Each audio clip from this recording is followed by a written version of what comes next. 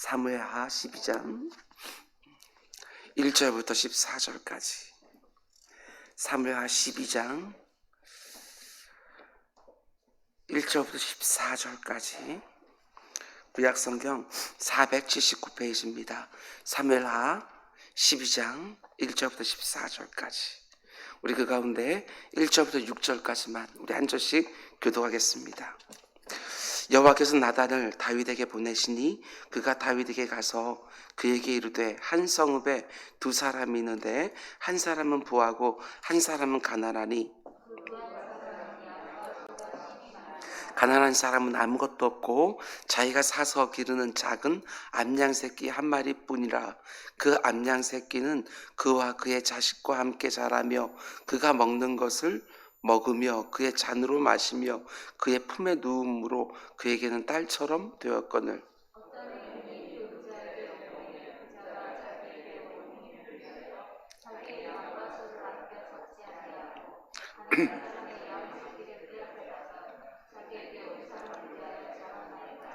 다윗이 그 사람으로 말미암아 노하여 나단에게 이르되 여호와의 살아계심을 두고 맹세하노니 이 일을 행한 그 사람은 마땅히 죽을 자라.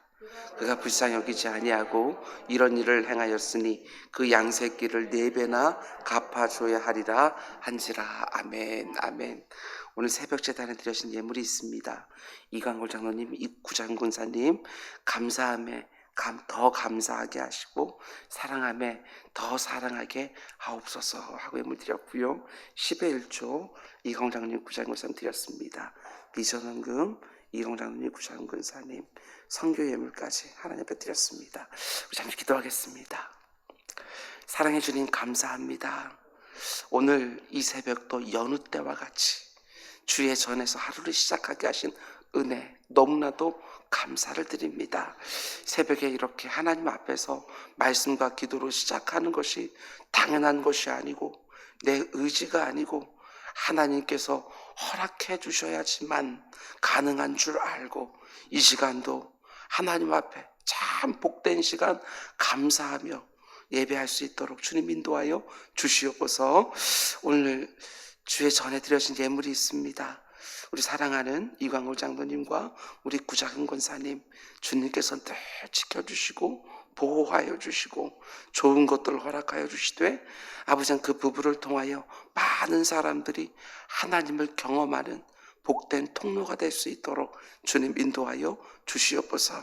그의 손으로 하는 일들마다 주님께서 함께하여 주시사 사람과 사람을 연결하는 귀한 역할들 잘 감당할 수 있도록 인도하여 주옵소서. 우리 구권사님 건강에 또 건강을 더해 주시사 주님께서 아버지 하나님 마음속에 허락하신 그 사모함을 능히 다 감당하고도 남는 체력이 있을 수 있도록 주님 인도하여 주시옵소서. 밤에도 잠 잘 자게 하시고 새벽에도 하나님 앞에 나올 때마다 그 발걸음이 가볍게 하여 주옵소서. 이 모든 말씀 예수님의 이름으로 기도드렸습니다. 아멘. 아멘. 지난번도 잘 주무셨습니까? 오늘도 좋은 날 선포하고 시작하기를 주님의 이름으로 축원드립니다. 아멘. 오늘 그 외에 선지자들 새벽 강의 8번째 시간입니다. 오늘 말씀의 제목은 나의 큰 죄는 못 보면서 남의 작은 죄에 과하게 반응하는 사람, 이런 제목으로 말씀 전하도록 하겠습니다. 나의 큰 죄는 못 보면서 다른 사람의 작은 죄는 과하게 지나치게 반응하는 사람, 이런 제목입니다. 오늘 설교 제목 앞에서 내 모습도 좀 점검해 보셨으면 좋겠습니다. 혹시 내가 이런 사람에 속하지는 않는지. 어제 새벽에 우리는 사무엘하 7장에 나오는 나단 선지자의 실수와 실패를 함께 보았습니다.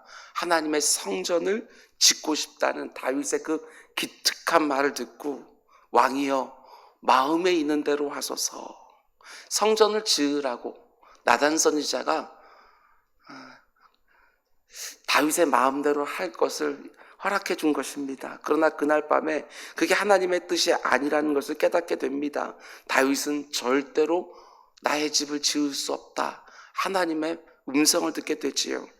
하나님의 말씀을 먼저 받아서 받은 그대로 전해주는 것이 선지자의 역할인데, 나단 선지자는 하나님의 말씀을 받기 전에 단지 자신의 생각으로, 자신의 경험으로, 이 세상의 보편적인 상식으로 다윗의 제안을 지지해 준 것입니다. 나단이 실패했습니다. 그러나 하나님의 음성을 들은 후에 그 실패를 바로 잡습니다. 사무엘하 7장에서 나단이 실패를 경험한 뒤에, 그 실패를 통해서 배운 뒤에 비로소 나단은 하나님께 참 귀하게 쓰임을 받습니다. 그게 바로 오늘 본문 12장입니다. 사무엘하 7장의 나단과 그리고 12장의 나단은 완전히 다릅니다. 1절, 여호와께서 나단을 다윗에게 보내시니. 여기서 우리가 주목해야 되는 동사가 있는데, 그것은 바로 여호와께서 보내시니, 보내신다라는 동사입니다. 선지자는 하나님이 보내신 자지요. 하나님이 보내신 곳에서 하나님이 지목하신 사람들에게 하나님이 주신 말씀을 그대로 전하는 자, 그게 바로 선지자입니다. 근데 여기에는 사실 더 큰 의미가 있습니다. 오늘 보면 12장만 봐서는 알 수가 없고요. 앞에 있는 11장을 보면 확연해집니다. 한 장 앞으로 넘겨보십시오. 사무엘하 11장. 여기 보면 참 안타까운 다윗의 범죄 이야기가 나옵니다. 제가 빠르게 읽어갈 테니까 눈으로 잘 따라오시기 바랍니다. 다윗의 범죄를 보면 그 가운데 반복적으로 등장하는 동사가 하나 있는데, 그게 바로 보내다라는 동사입니다. 11장 3절, 다윗이 사람을 보내 그 여인을 알아보게 하였더니, 여기 보면 보낸다라는 동사가 나오지요. 4절, 다윗이 전령을 보내어 그 여자를 자기에게 데려오게 하고, 여기도 보내다라는 동사가 쓰입니다. 6절, 다윗이 요압에게 기별하여, 여기서 기별한다는 동사도 사실 보낸다라는 동사고요. 햇사람 우리아를 내게 보내라 하며 또 보내라고 명령을 합니다. 다윗이 범죄하는 과정에서 쓰이는 동사는 계속해서 보내다라는 단어입니다. 다윗이 자신의 간음으로 밧세바가 임신을 하니까 그것을 감추기 위해서 전쟁터에 나가 있는 남편 우리아를 데려와서 아내와 동침하게 하는데, 우리아가 그럴 수 없다고 왕궁 앞에 장막을 치고 기거를 합니다. 그러니까 8절 한 번 더 권하지요. 그가 또 우리아에게 이르되 네 집으로 내려가서 발을 씻으라 하니, 우리아를 집으로 또 보내려고 합니다. 근데 우리아가 끝까지 집으로 가지 않으니까 당황한 다윗이 이렇게 말하죠. 12절, 다윗이 우리아에게 이르되 오늘도 여기 있으라, 내일은 내가 너를 보내리라. 다시 또 보내는 거예요. 14절, 아침이 되매 다윗이 편지를 써서 우리아의 손에 들려 요압에게 보내니, 또 보낸다는 동사가 쓰이고 있고요. 마지막에 이 악한 모든 도모가 끝난 다음에 이렇게 마무리됩니다. 27절, 그 장례를 마침에 남편 우리아의 장례식이 끝난 다음에 다윗이 사람을 보내 우리아의 아내 밧세바를 왕궁으로 데려왔다. 다윗이 얼마나 악한지 모릅니다. 밧세바를 범하기 위해서 사람을 보내고, 그렇죠? 그리고 그의 남편 우리아를 죽이기 위해서 사람을 보내고, 자신의 그 잘못을 감추기 위하여 우리아를 또 집으로 보내고, 계속해서 보냅니다. 계속해서. 여기 하나님의 고발이 있습니다. 사무엘하 11장에 나오는 다윗은 보내는 자지요. 그의 말 한마디면 사람들이 착착 움직입니다. 그는 사람들을 보내는 왕, 자기 마음대로 오라가라 할 수 있는 힘 있는 왕이에요. 그런데 오늘 본문 사무엘하 12장에서 무서운 반전이 시작되어집니다. 11장에서 반복되던 보내다라는 동사가 또 쓰이고 있는데, 이번에는 주어가 달라집니다. 여호와께서 나단을 이번에는 다윗에게 보내시지요. 그의 죄를 책망하기 위하여. 11장에서 다윗은 사람들을 마음대로 보내는 자였어요. 사람들을 마음대로 움직이는 자예요. 그런데 12장의 다윗은 진짜 크신 왕에 의하여 보내심을 받은 자를 맞이하는, 수동적으로 맞이하는 자가 됩니다. 하나님이 보내신 나단 선지자를 제가 맞이하게 되었는 거예요. 앞에 나오는 11장에서 다윗은 사람들을 막 보냅니다. 말 한마디로 모든 사람들을 조종하지요. 그런데 다윗이 자기 마음대로 조종할 수 없는 단 한 사람이 있는 거예요. 다윗이 자기 마음대로 오라가라 할 수 없었던 단 한 사람. 그게 누구지요? 나단 선지자예요. 다윗은 밧세바도 마음대로 보내고, 전령도 마음대로 보내고, 우리야도 마음대로 보내고, 요압 장군도 마음대로 보내요. 그런데 나단만큼은 마음대로 보낼 수가 없어요. 저는 이 부분이요, 감동이 되었습니다. 나단은 왕의 조종도 받지 않는 사람이었구나. 여러분, 우리가 나단과 같은 사람이 되기를 원합니다. 사람의 말에 쉽게 움직이는 사람 말고 오직 하나님의 말씀에 움직이는 사람이요. 이런 사람은 참 불행한 인생입니다. 그 사람 돈 몇 푼 쥐어주면 움직여. 돈이면 얼마든지 오라가라 할 수 있는 사람. 그 사람 내 말 몇 마디면 움직여. 자기보다 힘 있는 사람에 의해 마음대로 움직이는 사람. 하나님이 좋아하는 일이든지 싫어하는 일이든지. 우리 모두가 이런 사람이 되기를 원합니다. 돈에 의해서 쉽게 움직이지 않는 사람. 사람에 의해서 쉽게 움직이지 않는 사람. 오늘도 세상에 사람들이 막 여기저기 움직이고 있는데 둘 중에 하나일 때 다 아닙니까? 돈에 의해서 움직이든지 사람에 의해서 움직이든지. 우리 모두가 이런 사람 되기 원합니다. 특별히 저도 이런 사람 되기 원합니다. 그래서 저 목사님은 사람들에 의해서 쉽게 휘둘리는 사람은 아니지. 그러나 저 목사님은 하나님 말씀만 하면 곧바로 움직이는 사람이지. 정말 이런 말 듣고 싶습니다. 돈에 의해서 쉽게 움직이지 않는 사람, 사람에 의해서 쉽게 움직이지 않는 사람. 11장에 등장하는 무수한 사람들 중에 한 사람이 되지 않기를 원합니다. 분명히 그게 악한 일이라는 거 모든 사람들이 알고 있었어요. 모든 사람. 그지요? 우리야만 모르고요. 모든 사람들이 이게 다 악한 일이라는 거 알고 있었어요. 밧세바도 자기 남편이 집에 오는 거 그게 어떤 의미인지 다 알고 있어요. 모든 사람이 다 알아요. 그런데 왕이 시키니까 거기 다 움직여요. 어느 하나 거절하는 사람이 없어요. 그런데 다윗이 함부로 움직일 수 없었던 사람, 오직 하나님에 의해서만 움직여 보내지는 나단과 같은 사람, 그런 사람 되어야 합니다. 주님 말씀하시면 내가 나아가고, 주님 말씀하시면 내가 멈춰 서는 것이지요. 아무리 사람들이 뭐라고 그래도 주님 말씀하면 내가 나아갑니다. 아무리 돈이 뭐라고 그래도 주님 멈추라 하면 거기서 멈춥니다. 이런 사람이 꼭 되시기를 주님의 이름으로 축원을 드립니다. 그런가 하면 12장에 등장하는 나단은 또 어떤 사람이냐? 전 이 부분도 참 은혜가 되었습니다. 하나님께 보냄을 받은 뒤에 매우 지혜롭고 그러나 아주 정확하게 죄를 지적한 사람이라는 것입니다. 이게 굉장히 어려운 일이거든요.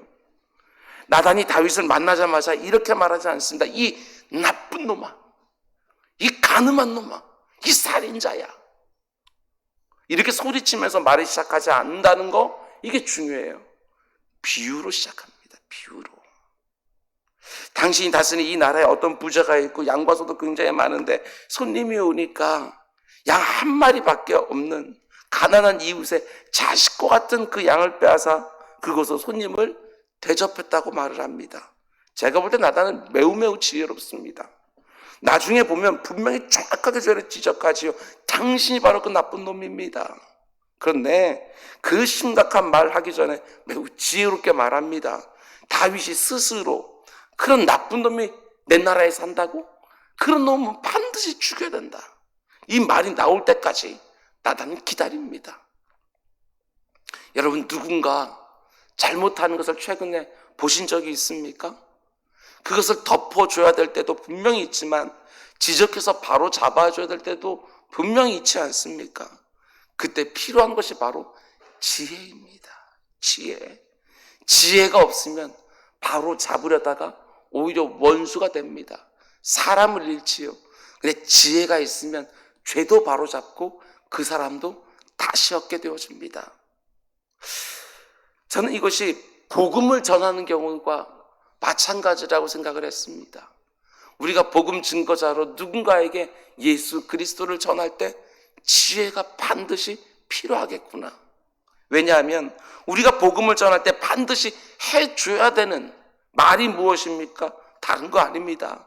자신이 죄인이라는 것을 모르는 사람들에게 반드시 죄인이라고 말해줘야 돼요. 그죠? 복음을 전할 때는 반드시 죄인이라고 말해줘야 되는 거예요. 당신도 나처럼 예수 그리스도의 십자가 대속의 피가 필요한 죄인이라고, 그걸 분명히 말해줘야 돼요. 죄인인지 모르는 사람에게 죄인이라고 말해야 되기 때문에 지혜가 필요한 거예요. 나단 선지자처럼 다윗이 지금 자기가 죄인인지 모르고 있잖아요. 그런데 당신이 죄인이라고 말해주는 것이 나단의 역할인 것처럼 복음 전도자의 사명도 똑같습니다. 사람들이 자기가 죄인인지 모르고 있습니다. 그냥 이대로 살아도 되는 것처럼, 이 정도 살면 다른 사람보다 착하고 선한 거 아닌가. 그래서 우리가 해줘야 되는 이야기가 결국 무엇입니까? 당신이 바로 그 죄인이야. 구원이 필요한 죄인이 바로 당신이야. 이걸 반드시 말해줘야 되는 거잖아요. 그런데 제발 좀 나단처럼 지혜롭게 말했으면 좋겠습니다. 전도해야 된다는 열정과 열심과 당위성은 있는데 문제는 지혜가 부족할 때가 많다는 것이지요. 누군가에게 복음을 전할 때 충분히 기도하고 동시에 충분히 고민하셔야 됩니다. 고민. 어떻게 복음을 전할 때 그 사람의 마음을 열어줄까?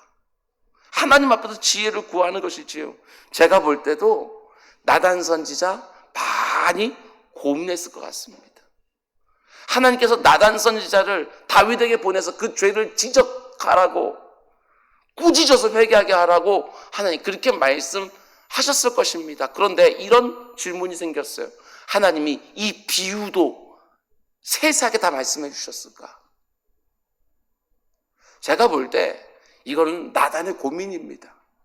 하나님께 왕의 죄를 지적하라고 나단이 얼마나 놀랐겠어요. 아니 다윗 왕이. 그리고 나서 몇 날 며칠을 기도하면서 하나님께 지혜를 구하지 않았을까? 고민하지 않았을까? 어떻게 왕이 자기 죄를 깨닫게 할까? 그렇다고 나단이 메시지를 부드럽게 하거나 아니면 약하게 하지 않아요. 아주 강하고 아주 정확하게 무섭게 다윗을 책망하죠. 당신이 바로 그 나쁜 놈이요. 그런데 그 말 하기 전에 너무나 지혜로운 방식을 썼다는 것입니다. 여러분, 복음의 열정에 지혜가 더해지는 은혜가 있기를 원합니다.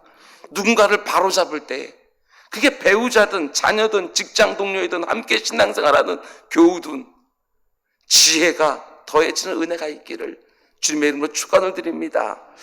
그런가 하면 오늘 본문에 보여주는 다윗의 모습을 잘 보시기 바랍니다. 나단의 비유를 들은 다음에 보여주는 다윗의 반응이 참 재밌지요. 본문 5절과 6절 우리 같이 읽겠습니다. 시작. 다윗이 그 사람으로 말미암아 노하여 나단에게 이르되 이 일을 행한 사람은 마땅히 죽을 자라. 그가 불쌍히 여기지 아니하고 이런 일을 행하였으니 그 양새끼를 4배나 갚아주어야 하리라 한지라. 여러분, 다윗이 말하는 것만 보면 너무나 정의롭죠. 그죠? 악을 행한 사람 이야기를 들으면서 거룩한 분노도 있고 약자를 향한 동정심도 있고 거기에 율법에 대한 정확한 지식도 있습니다. 지금 뭐라고 말하냐면 그 빼앗은 양새끼에 대하여 4배를 갚아줘야 하리라. 출애굽기 22장 1절 말씀 보면 이런 말이 있습니다. 사람이 소나 양을 도둑질하여 잡거나 팔면 그는 소 한 마리에 소 5마리로 갚고 양 한 마리에 양 4마리로 갚을지니라. 이게 바로 모세 율법이에요. 지금 다윗이 양 4마리로 갚아야 된다고 말하는 것은 율법을 정확하게 알고 있었고 그 율법을 그대로 말한 것이지요. 이 율법이 신약시대로 그대로 이어져서 예수님을 만난 세리사개오가 거의 비슷한 말 합니다. 내가 누군가의 것을 토색한 적이 있으면 4배나 갚겠나이다. 그러면 지금 다윗의 모습을 보시기 바랍니다. 정의감도 있고요, 동정심도 있고 불의에 대한 거룩한 분노도 있고 무엇보다도 하나님의 말씀에 대한 정확한 이해도 있어요. 그런데 딱 한 가지가 부족하지요. 그게 무엇입니까? 자기 죄만 못 보고 있어. 자기 죄만. 이게 무서운 거예요, 여러분. 자기 죄만 못 보고 있어요. 정의감도 있고 동정심도 있고 거룩한 분노도 있고 지식도 있는데 자기 죄만 몰라. 예수님의 비유에 나오는 눈에 들보가 들어있는 자가 바로 다윗이지요. 남의 눈에 자기 눈에는 들보가 들어있는데 그것은 못 보고 남의 눈에 들어있는 티끌은 쫙하게 보고 지적하고 있는 거예요. 자기 눈에 들보가 있는 사람이 남의 눈에 티끌을 보고 아주 격하게 분노하죠. 5절. 사람이 그 사람으로 말미암아 노하여 다윗이 그 사람으로 말미암아 노하여 나단에게 이르되 여호와의 살아계심을 두고 맹세하노니 이 일을 행한 그 사람은 마땅히 죽을 자라. 이것은 분명히 과하게 반응하는 거죠. 지나쳐요. 출애굽기 22장에서 양 한 마리 그거 훔쳐가면 그 사람 죽이라고 했습니까? 아니요, 4마리로 갚아주면 돼요. 그런데 그런 사람 마땅히 죽어야 된다고 다윗이 말을 하지요. 자기 죄는 전혀 보지 못하면서 다른 사람의 죄에 대해서는 너무나 과하게 지나치게 반응하고 있는 것입니다. 여러분, 저는 오늘날 이게 참 안타깝습니다. 다윗과 같은 사람이 너무너무 많아요. 사무엘하 12장에 나오는 다윗과 같은 사람이 너무너무 많아요. 사실은 내 죄의 문제가 너무나 심각함에도 불구하고 드러난 남의 죄에 무척이나 핏대를 세우면서 말하는 사람들이 너무너무 많아요. 물론 분노할 일도 많지요. 근데 가만 보면 지나쳐요. 너무 지나치고 너무 과하게 분노하는 경우들이 너무너무 많습니다. 그게 그렇게까지 할 일인가? 이런 생각이 들 정도로. 정말 그렇습니다. 악한 사단 마귀는 나를 감추고 다른 사람에 대하여 이야기하게 만듭니다. 악한 사단 마귀는 나의 죄를 감추게 하고 나는 아무 문제도 없는 사람인 것처럼 착각하게 해요. 그리고 다른 사람들의 죄는 신랄하게 비판하게 만듭니다. 할 수 있는 가혹하게 아프게 비판하게 합니다. 다윗의 모습을 보시기 바랍니다. 제가 훨씬 더 큰 죄를 저질러 놓고 간음죄와 살인죄를 저질러 놓고 자기보다 훨씬 작은 죄를 지은 사람을 향하여 과하게 지나치게 분노하는 모습입니다. 이게 얼마나 우스운 모습이겠어요. 하나님이 보시면서 얼마나 우스우셨을까.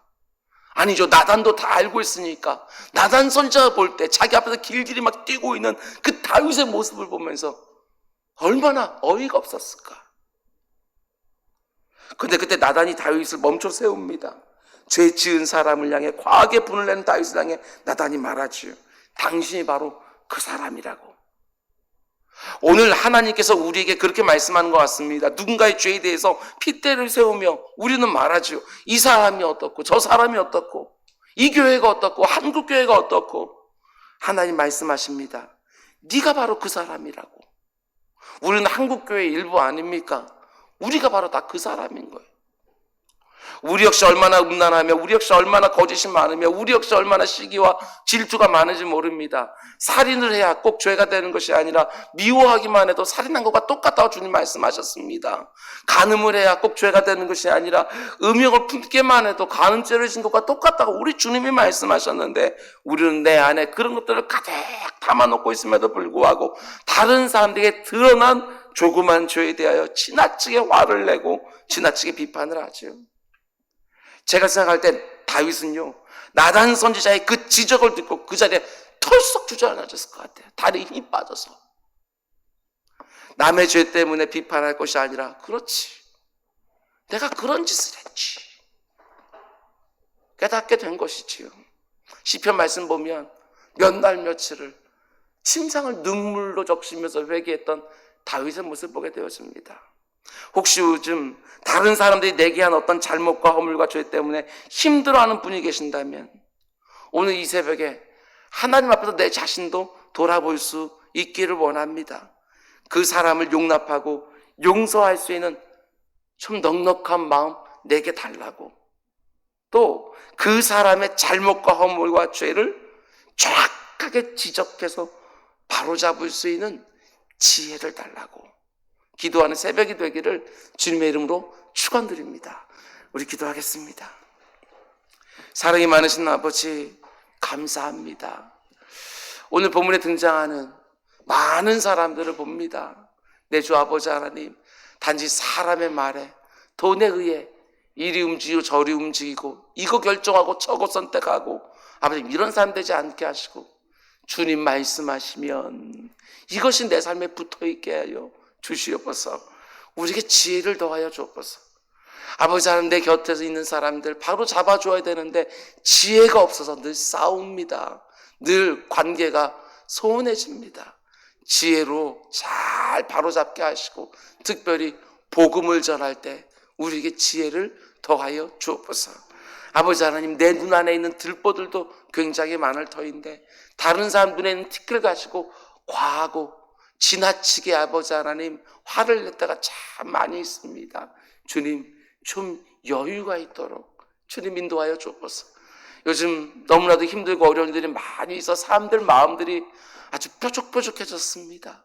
내 주 아버지 하나님, 하나님의 은혜로 하나님 앞에서 그것들이 다시 둥글둥글하게 해주시고 사람들과의 관계들만큼은 아버지 하나님 그 어느 때보다 더 끈끈하게 하나가 될 수 있는 시기가 될 수 있도록 주님 인도하여 주시옵소서. 이 모든 말씀 예수님의 이름으로 기도드렸습니다. 아멘.